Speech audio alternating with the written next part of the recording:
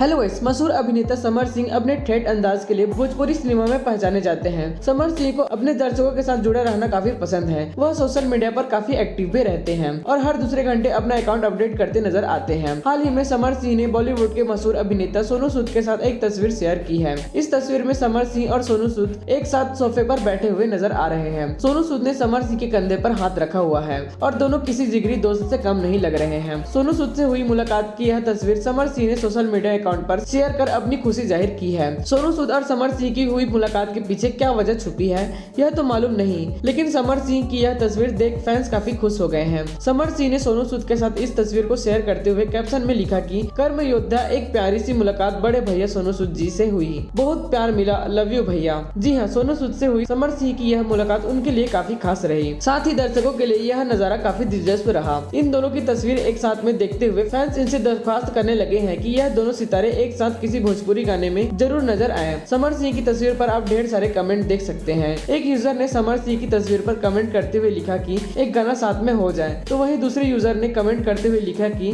हमें आपकी कामयाबी देख काफी खुशी होती है। समर भैया आप ऐसी ही बुलंदियां छूते रहिए। वैसे क्या आप भी समर सिंह के फैन हैं? कमेंट में जरूर बताएं।